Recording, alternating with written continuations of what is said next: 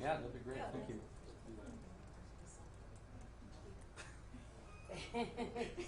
Testing, testing. It's fairly loud. Does that work? Should I tell people not to eat the microphone? That'll work. Okay, okay. Rosemary, are you okay? Okay.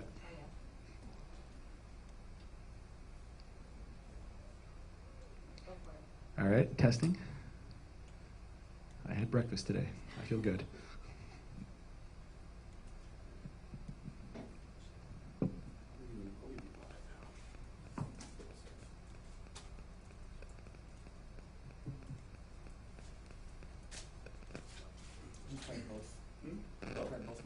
Yeah.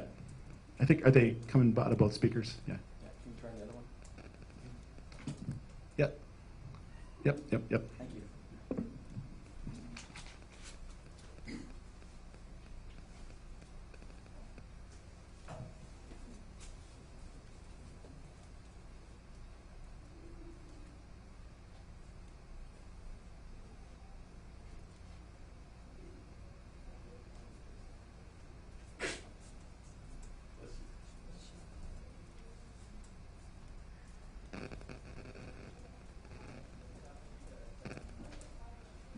Hey, Mike.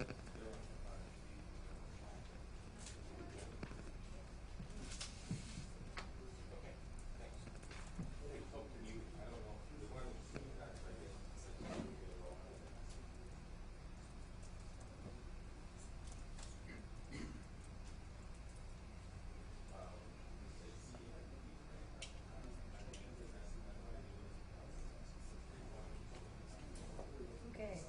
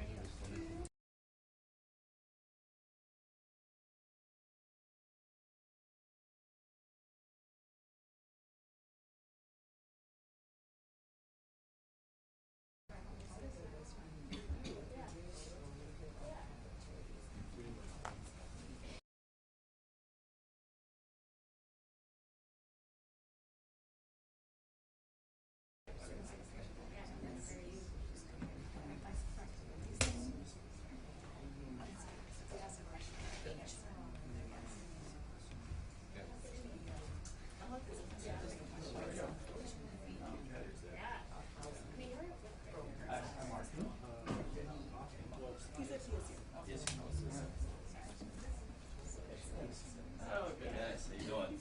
Fine to meet you. I know. Work.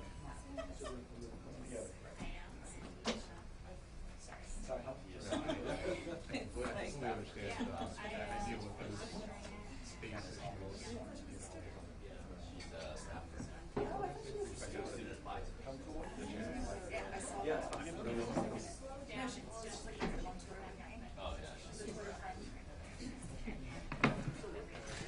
It's like how do I commute with the students now and other young people. It's like Instagram. yeah, I gotta get my Instagram. IG. I have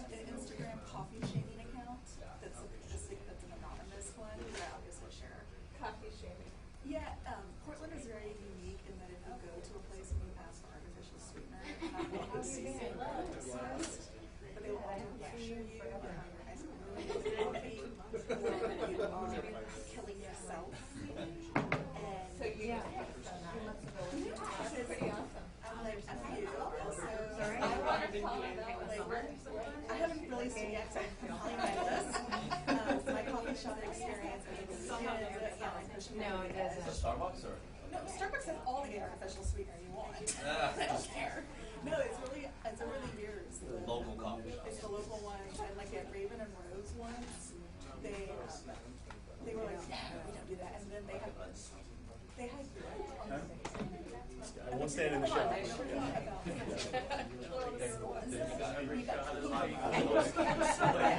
And the cleaning. But I also am just like, it's like definitely to me a race issue because diabetes is so much more Oh, I see that, yeah. yeah. I decided to move and so that. like the idea like I see that, you see them put it in South. Right. Yeah, because a whole bunch of people like me, Mexicans, because we're Mexicans. Everyone, I give like one more minute. Yeah. You get some stragglers.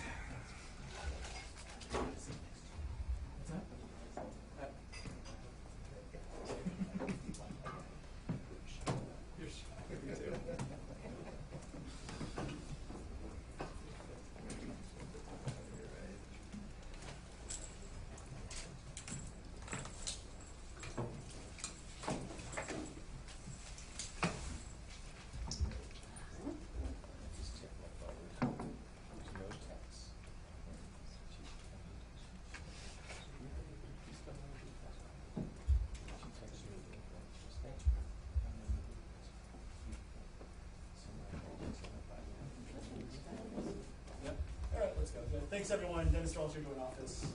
Thanks for being here. We're going to do, Mark will have some remarks. We'll have a Q&A with Mark and other folks who are here. We'll introduce folks, and I'll give it to Mark Jolan, Joint Office Director. Okay. Good morning. Thank you again for being here. I'm Mark Jolan. I'm the director. Oh, sorry. Good morning. Thank you again for being here. I'm Mark Jolan. I'm the director of the Joint Office of Homeless Services for the City of Portland and Multnomah County. As you know, we are releasing today both a report and an online dashboard containing the results of the 2019 point-in-time count. All of you should have received the PIT report and our press release, so our goal this morning is primarily to answer your questions. We've asked a number of the community-based organizations that work on ending homelessness in our community to come today so that they can help answer your questions and share their perspective on what the data does and doesn't tell us about the experience of people they are working with. So I'd like to start this morning by going around and allowing them to introduce themselves, and I'll start over here on my left. And Sean, maybe say a little bit about the organization you work for and the kind of work your organization does. So, great. I'm Sean Hubert, the Chief Strategy Officer with Central City Concern. We're an organization that's been working here in Multnomah County for about 40 years on issues of homelessness.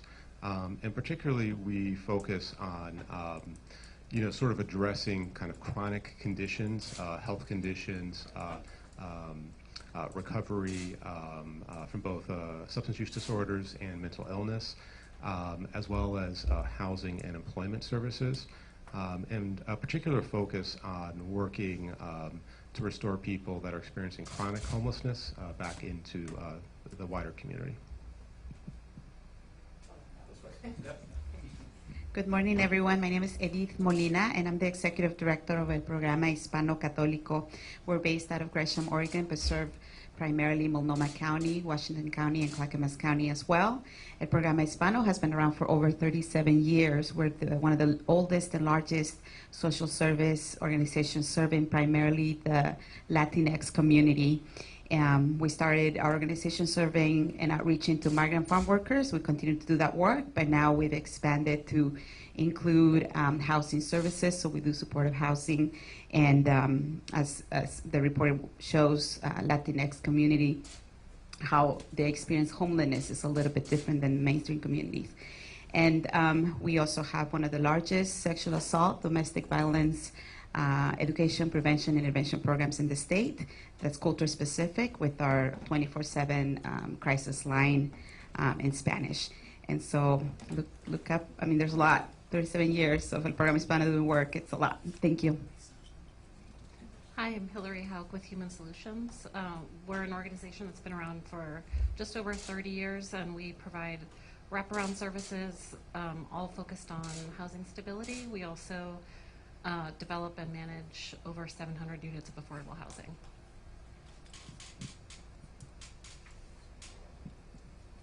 Good morning. My name is Paul Lemley. I'm Executive Director of the Native American Youth and Family Center. I'm also a citizen of the Yakima Nation.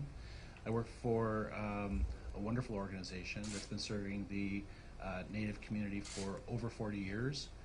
We also have a Native American high school. Unfortunately, our youth, about 40 to 45% are homeless. Our organization is designed for wraparound services to rescue these kids, as well as serve the community in a broad range of services, including several affordable housing complexes. I'm also here with Dolores Burgess, who's the Housing to Homeownership Coordinator. Good morning. My name is Dolores Burgos, and I'm the Housing to Homeownership Program Manager for NAIA Family Center. Hi, I'm Marisa Zapata at Portland State University. I'm the director of the Homelessness Research and Action Collaborative, which is a university-wide research center looking at homelessness. I should clarify that the center had not been named in time to take on the work to actually do the point-in-time count, and so that was done by another unit on our campus, the Regional Research Institute. They were not excited to come answer questions about point-in-time and asked me to do it instead. So, and I want to recognize that we had a couple of other organizations that had hoped to be able to be here this morning and weren't able to, but we'll make connections for media if they want to connect with those folks. So the point-in-time count is an enormous undertaking. It involves hundreds and hundreds of people. I want to start by appreciating the thousands of people experiencing homelessness who took the time to fill out the survey. There were more than 140 volunteers and 130 staff from 30 organizations who fanned out across Multnomah County for a week to ensure the best possible count of the unsheltered population. And I want to thank the more than 80 organizations that served as host survey sites. In addition to individuals, I want to recognize Portland State University, which conducted the count for us this year, and the Portland Housing Bureau's data team that was invaluable in helping us prepare the data for analysis. And finally, I want to thank the people in the Joint Office who worked hard on getting this data analyzed over the past months and incorporated into the report and the dashboard that you now have access to. So just a moment of context.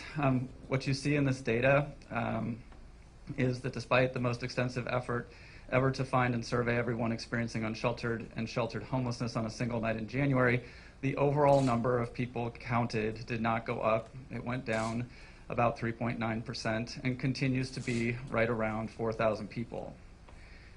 We also saw a larger number of people counted without shelter, 2,037 people, with a growing share of those folks older, facing disabilities and longer periods of homelessness, and a growing share of those folks being people of color.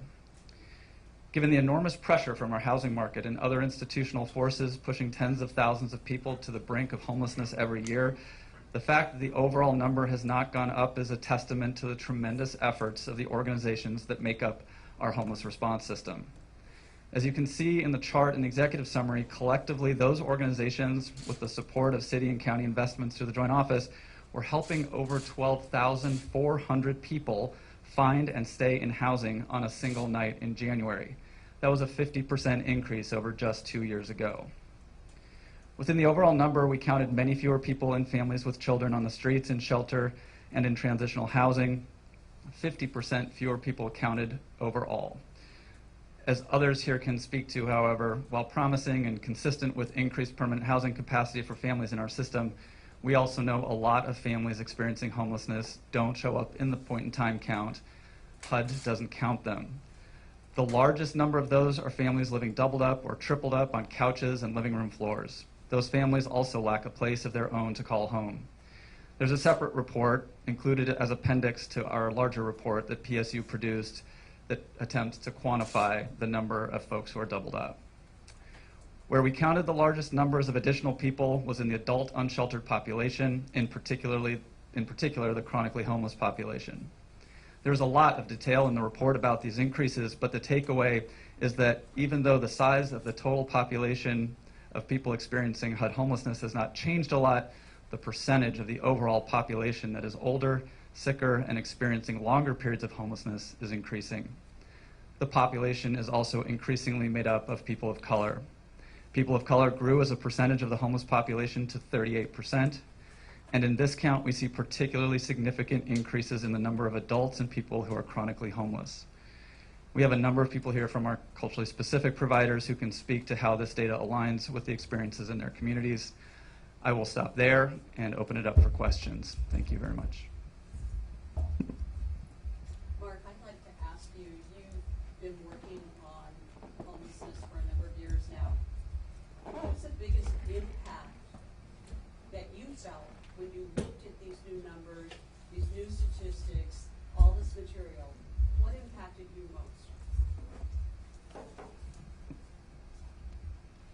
So the point-in-time count is an important source of data, and it's one of many sources of data that we rely on, including the experiences of our providers and the work that we do in this community every day. So there wasn't anything in this report that was a particular surprise. I think we've been aware and have been trying to figure out the best ways to address the fact that we are seeing growing numbers of people who are older and sicker, living unsheltered and in our shelters. That, I think, has been the focus over the last couple of years, even as we've expanded shelter. We've recognized the importance of expanding permanent supportive housing and support services for that population. And as much as that is true and important, recognizing that we still have hundreds and hundreds of children and families that are experiencing homelessness every night, there's an enormous urgency to continuing to do this work. And for me, that's always the takeaway of a report like this, is how critical it is that we stay focused, stay committed, and continue to try to help as many people in their homelessness as possible. The unsheltered count being the highest it's been since these current HUD standards have been used in this count. I mean, for people who look at this and they're used to, absorbing just data points, and they see that, and that to them is deflating or it's worrisome. What would you say to that initial reaction that they might have of going, whoa, that's higher than it's ever been, that we've ever seen from this count? We'll leave a pause to give folks an opportunity if they want to jump in to answer that question. So one of the things that we're very intentional about calling out in this report is all of the ways in which market forces and systemic forces continue to push thousands of new people into homelessness every year, even as collectively we are housing more folks than ever before, keeping more people in their housing than ever before. The homeless response system is only one part of the equation here. And so as hard as it is to see the number of unsheltered people going up, the reality I think that all of us experience who do this work every day is that we are fighting an uphill battle, that those market forces, as much good work as we can do, will continue to cause there to be not just more unsheltered people, but 4,000 people a night in our community who are experiencing HUD homelessness. And when I say HUD homelessness, I mean they're on the streets or they're in shelter, transitional housing, and many thousands more than that who are living doubled up. So the changes in the number of unsheltered people from year to year is something for us to look at and think about. Who is unsheltered increasingly is something for us to look at in terms of how we move forward with our priorities and investments. But overall, I think the takeaway for all of us, again, or at least for our office, is the work we're doing is critical. We need to continue to expand our response, and we need to figure out how to reduce the number of people who are finding themselves homeless, who then need our assistance to try to get back into housing. The number of Native American homelessness is extremely overrepresented by per capita with the Native community. We have about 10% of the homeless population is Native, whereas we represent 2.5% in the city. What I found most surprising and jarring in this report was of the Native homeless population in the city, over 50% were considered chronically homeless. So this tells us very clearly that the current housing system is not working. It's not sufficient enough to keep up with the needs of our Native homeless population. So we need to find real-world solutions that get to deeply affordable housing, as well as social services to get these people off the street into stable housing. Now, NEA does have programs like this. We are working directly on a new project called Nasaika Ilihi, which is designed to reach down into that community and try to get them off the streets, to get them recovered from drug and alcohol addiction. And we're very excited to partner with the city and the county and others to help us make these housing units deeply affordable. So you mentioned the increase in chronically homeless on the streets. What are the implications of that in your mind for what the Joint Office should be doing in the future and what other, what the public sector response overall should be? So the first thing to say, again, is that this is one set of data, and before we draw conclusions about what specific things we should do, we need to take this data back out to our community, back out to our community providers, talk through it. How does it reflect their experience, the work that's happening? What does it look like? We have our coordinated access data list that we use where we assess folks for chronic homelessness. So partly it is taking this and now contributing it into the larger conversation about chronic homelessness in the community. That said, there was an increase in chronic homelessness in 2017. A number of people counted. There's an increase this year again.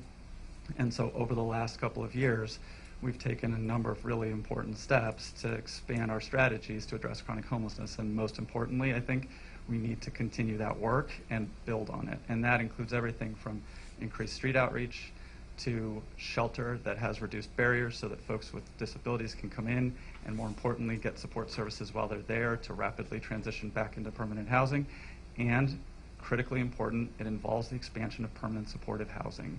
So many of the folks experiencing chronic homelessness, by definition, someone who's chronically homeless has been homeless for a long time and has a disability, one or more disabilities that are significantly limiting their lives. And so for many of those folks, having deeply affordable housing connected to ongoing support services is the way to get off the street and stay off the street. So as you know, the city and the county and the Housing Authority and others have been coordinating this effort to expand by 2,000 units the permanent supportive housing supply in our community.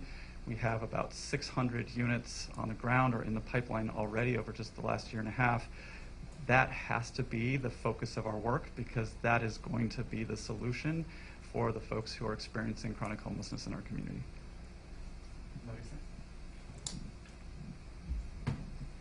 So I think I just want to reiterate what Mark was saying about try not to use the point-in-time count to drive all of our decisions. It is a very brief snapshot of what is happening and is completely driven by who we can find on a given night.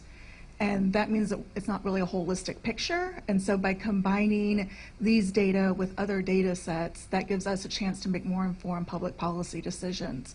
I think the other thing to keep in mind is that when we look at percent changes, they can seem quite high. But when you actually look at, say, the number of people who were unsheltered from 2017 to 2019, it was 1,668 to 2,037.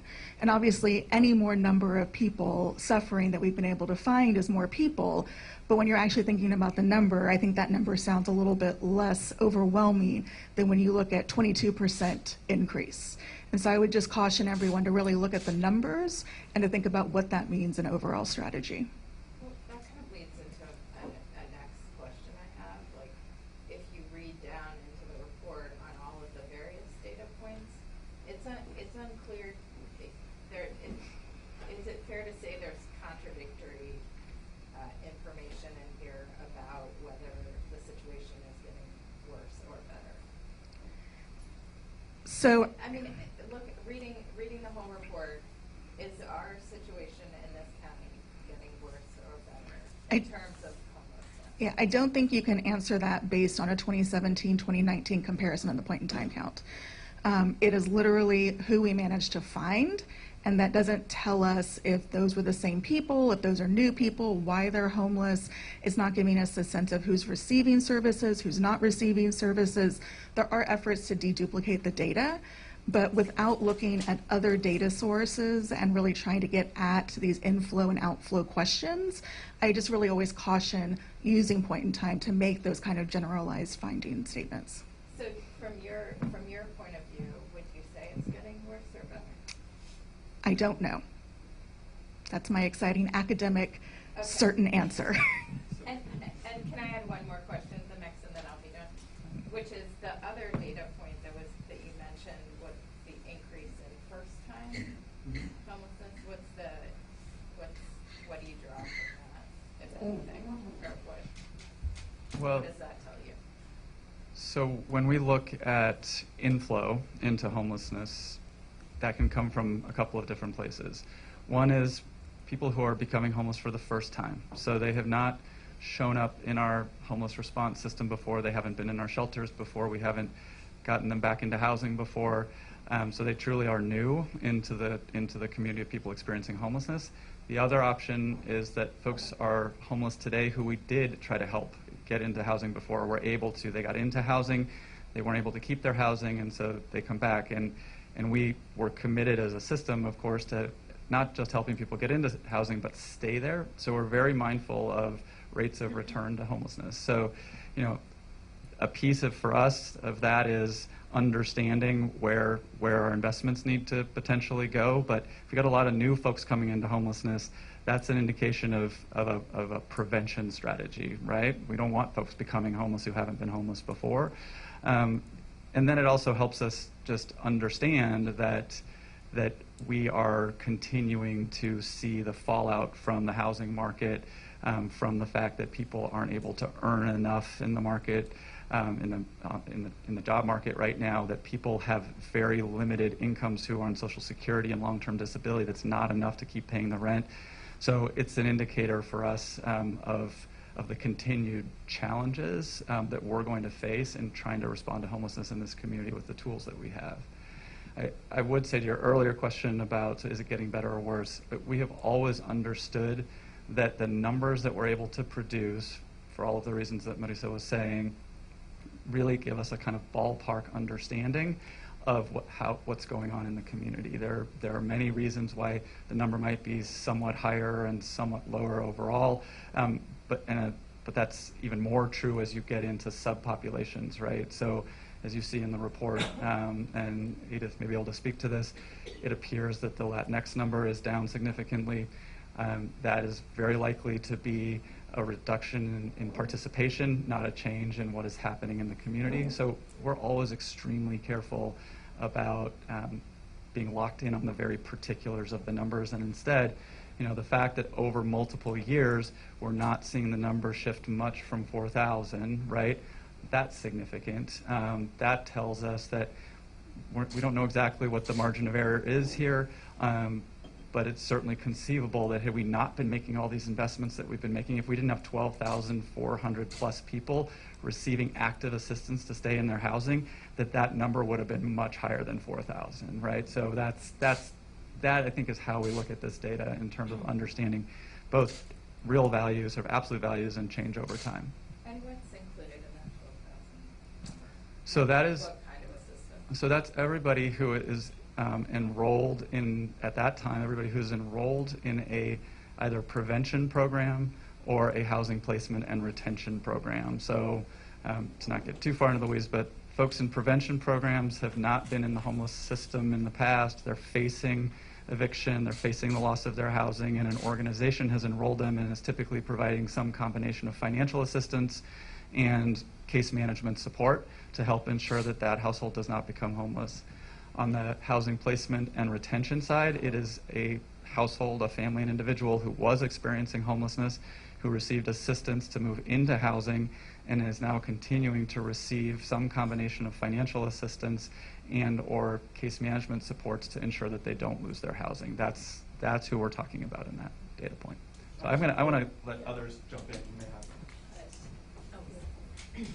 Just want to share a little bit about what the report does highlight, which are some of the gaps that we're seeing and how we assess different communities of color, because we can't use one way for all the communities. For example, in the Latinx community, because of the political climate, because of that fear that's or not trusting government agencies, most people are not reporting or are not seeking out services. We've seen that decline in other services at El Programa as well, not just in, with our housing navigators, but our housing navigators, when they're out in the streets and when they're helping folks and doing the outreach, see that fear and trying to figure out how to best invest in an infrastructure that can really support better assessments for the communities of color, specifically the Latinx community. We did an assessment a few weeks ago, or focus groups a few weeks ago,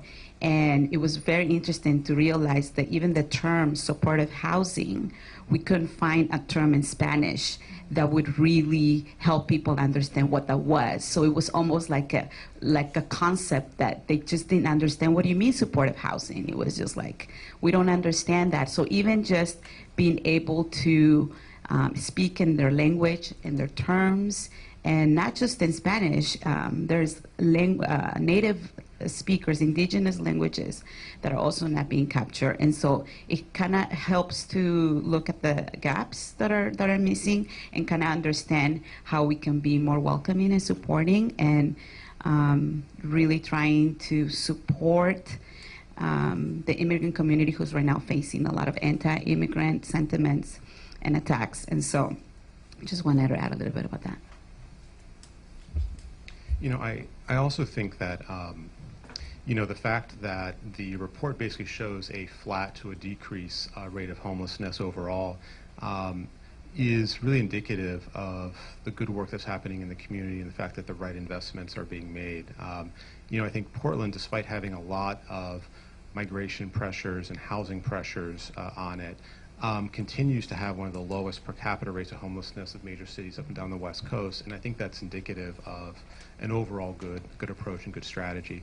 I think to answer your question around the surprise, or was there a surprise, I think you know, the rent assistance and the housing first response that we focused on, I think has been successful in getting families back into housing and getting people that are experiencing episodic homelessness back into housing.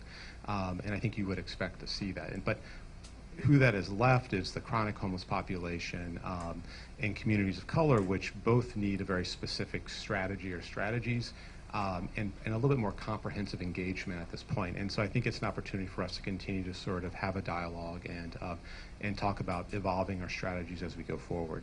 I also want to mention another point which I think is helpful to understand and think about is we also need to be having a larger policy conversation at the state. Oregon has one of the higher rates in the nation of untreated addiction and one of the lower rates in the nation of reimbursement for treatment. And those two things are not uncorrelated. And so there's also some wider conversations as a state that we need to be having to make sure that there are complementary mechanisms and abilities to sort of tackle this issue as we go forward.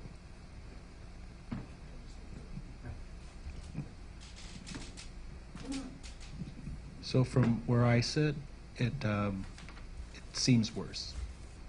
I know that the data that was provided in one night's count shows that not much of a change, but you walk around this city, you walk around this neighborhood, you're going to see homeless people. It's not getting any better. I live on the other side of 205, I-205.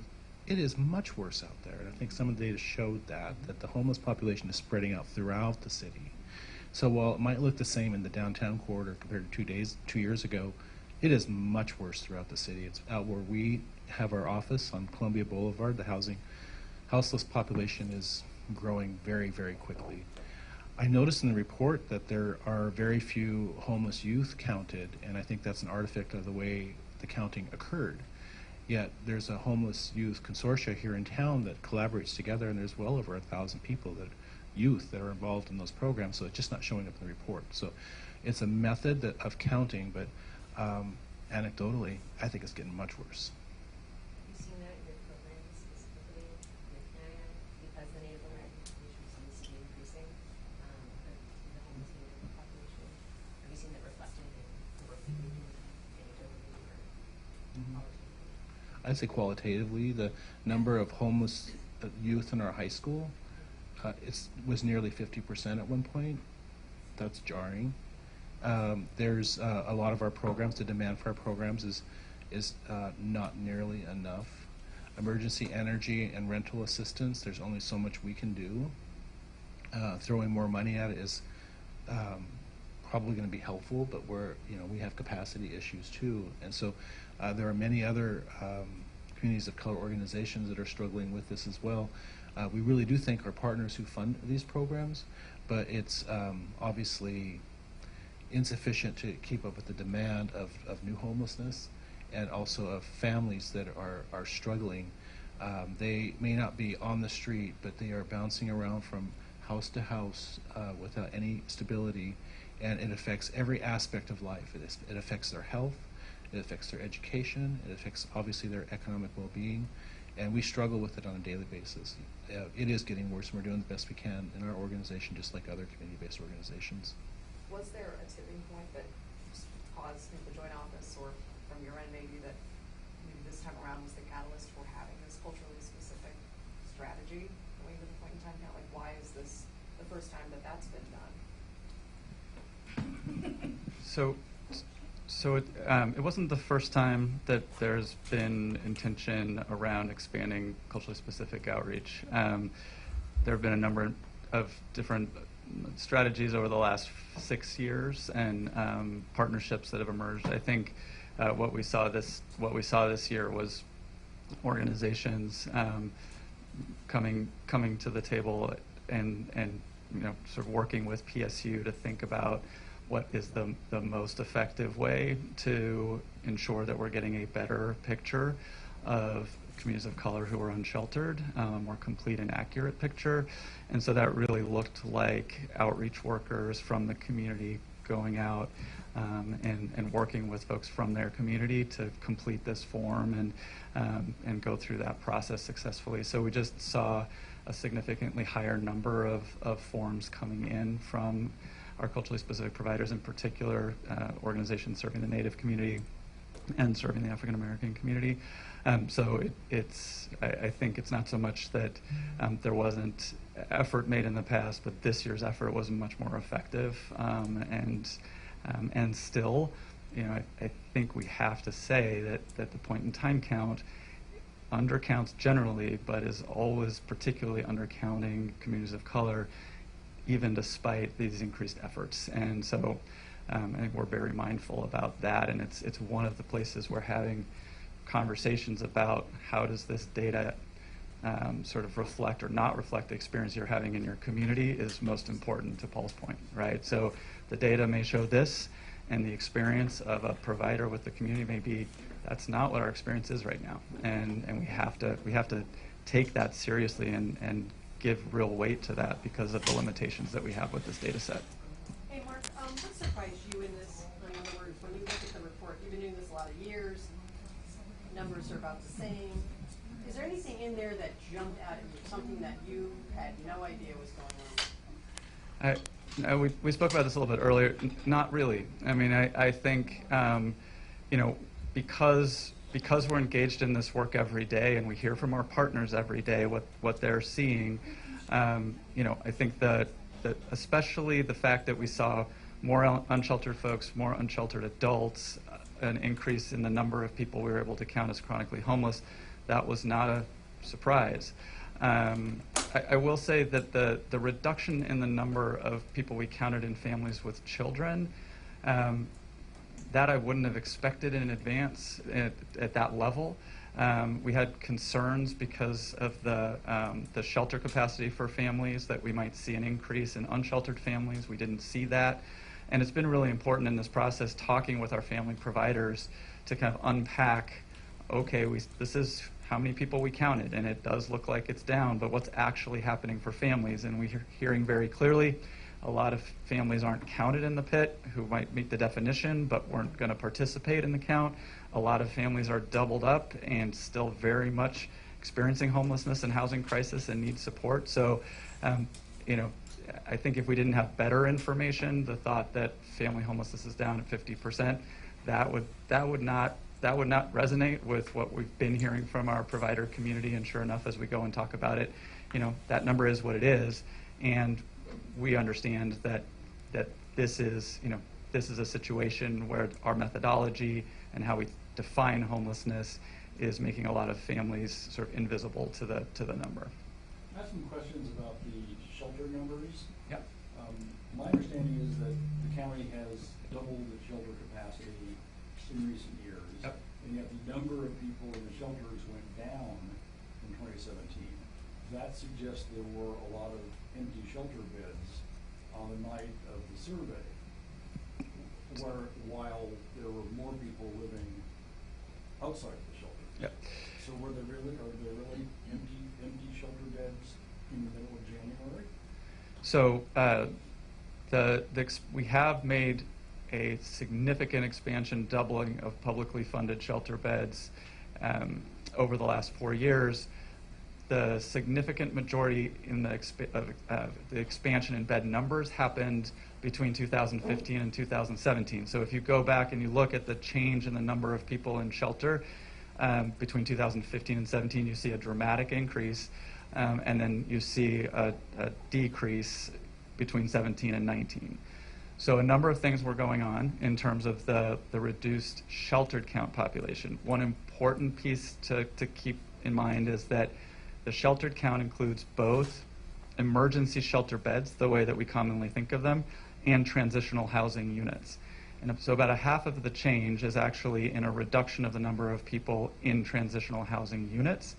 That doesn't mean that folks no longer had a housing option, they went to the street. We converted those beds into permanent housing beds, both rapid rehousing beds and permanent supportive housing beds, in particular for families. So you'll see in the report that while we've reduced the number of transitional housing beds, in particular for families, we've increased substantially over that same period of time the number of permanent housing options for people in families over the course of that time. So that's a part of the reduction. On the emergency shelter side, because between 17 and 19 we were coming out of the end of our family no turn-away shelter policy, we did have fewer families in shelter beds. That was a part of the reduction. And then on the single side, we went through the data. There are a number of places. So we had one project that is a shelter project that was under renovation, so those beds weren't available. We had fewer motel vouchers that happened to be being deployed at that time, and some small reductions based on capacity in winter shelter and things like that accounted for some of the reduction. And then there was a higher than we normally see vacancy rate in the shelter beds that we did have available. It's somewhere system-wide. It was somewhere apparently in the number of about 200. So and that was pretty spread across the systems. And those vacancy rates vary for a variety of reasons. It might be in one case because the weather was really mild. It might be in another case it just happened to be that 3 families that had been in that shelter all kind of moved, and the new families hadn't come in yet. And so you can't make too much out of a point-in-time vacancy rate either. And when we go and look at vacancy rates over time, we see a pretty predictable and consistent level of vacancy that's tied mostly into inevitable turnover. You have vacancy rates in the housing market, even when the housing market is hot and full, right? Same thing with the shelter system. We have lots of demand for shelter. Our shelters are practically speaking full all the time. That doesn't mean that on any given night there aren't a few beds in each of our shelters as turnover happens. I'm just wondering, how many kinds of reports do you look at to get a really clear picture of what homelessness looks like, and how much is the city of Portland and Multnomah County spending right now on homelessness? So sources of